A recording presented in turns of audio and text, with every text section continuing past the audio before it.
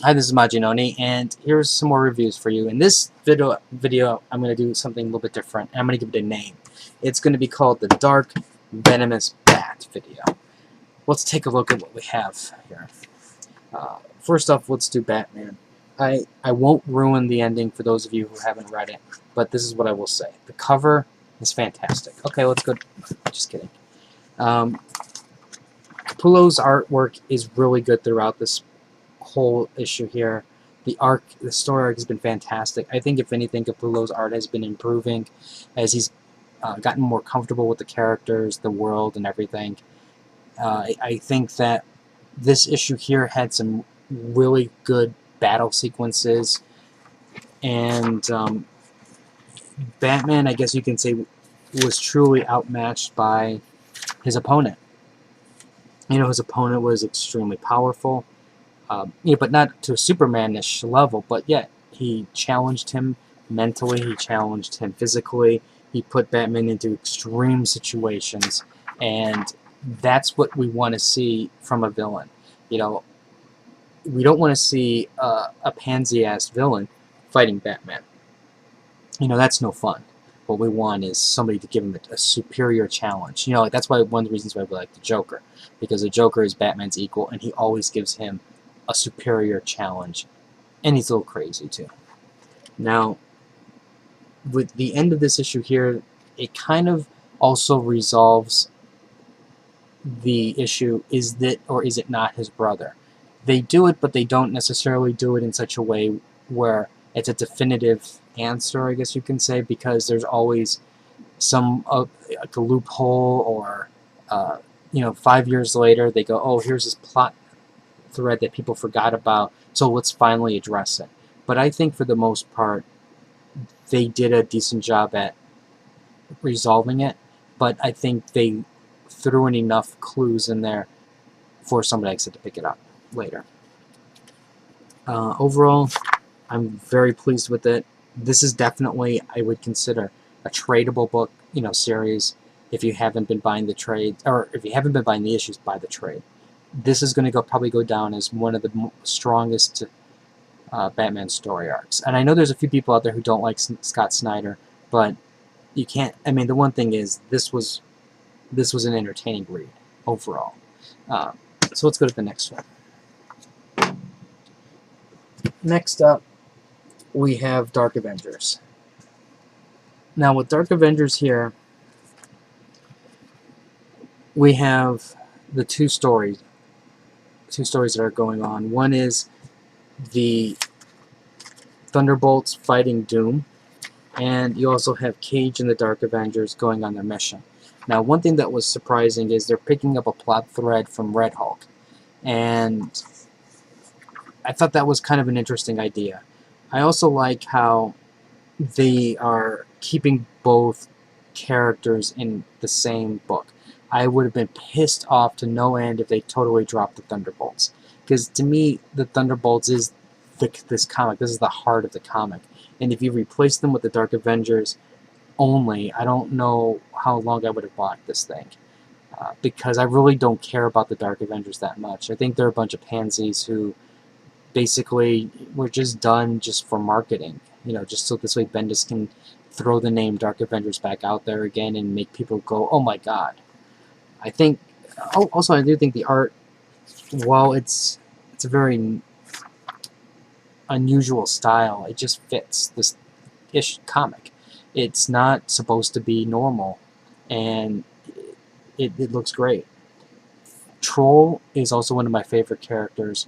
I swear to God, if they make an action figure of Troll, I am buying it instantly. Troll is awesome. Troll should have her own series, and she should just kill everything. That's it would please me to no end. I do like this, but the one thing is, this is not a great. I guess you can say it's almost a good jumping on period, because half the book is a good jumping on start, and the other half you're going to be going WTF. But I still think this is a strong book. If you haven't been buying it, buy the trades. You will thank me later for it, because this is probably one of the best Marvel books that people don't read. Venom. Venom number 20. Savage 6 Part 3. This is by far, this series here is exactly what superheroes should do to people who threaten their family. Remender has hid, he knows, okay, the way I look at it is this. Remender is writing this book to me because this is exactly the type of things I want to see. I want to see a superhero whose family's in danger go off the wall and take care of business. Because I am so sick and tired of people like, Spider-Man, who goes, oh, the Green Goblin's going after my loved ones because he knows who they are, so I'll just throw him in jail. No, no, no, no, no. Something like the Green Goblin, you have to take care of business. And that's what he does. His first opponent in this issue is Death Adder. Now, the battle is good. The art is really good in terms of the fighting. And he takes care of business. And he did it in such a way that I didn't think they would do it. Now, keep in mind, this is my disclaimer. I will say this, Death Adder is dead. But Death Adder's died multiple times before. He'll be back. Don't even worry about it. Don't even think that. Don't even write down on the obituary Death Adder's dead. He'll be back in a few years. After he goes after Death Adder, he goes after the Human Fly. And even the Human Fly, what he does to him, oh, that is awesome. Okay, you know how people are squeamish of torture? Yeah, Flash Thompson is not squeamish of torture. And I approve. This is a Maginoni seal of approval, 150%. I cannot wait to see what is going to happen next, especially since they revealed the identity of the main villain. And things are just going to become a shitstorm of trouble and chaos, and I'm really looking forward to it. I wish Remender, I've read, Remender on Secret Avengers,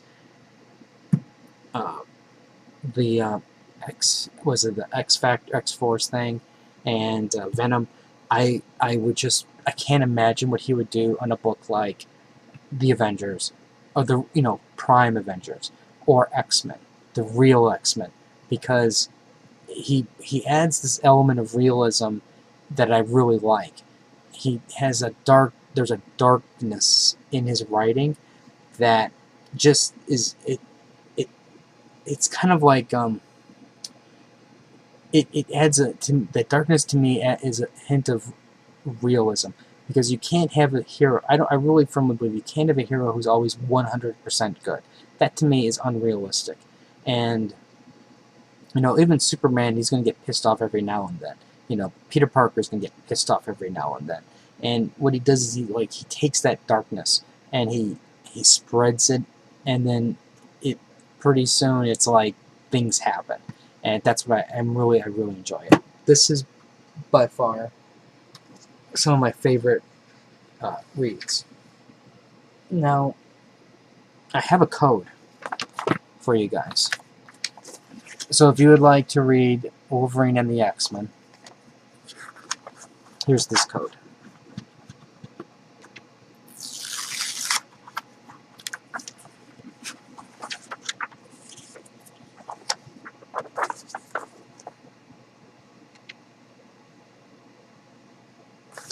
Anyways, if you have any comments or questions, let me know. Rate the video up or down, let me know what you think. And I'll have more reviews and stuff later, so until next time.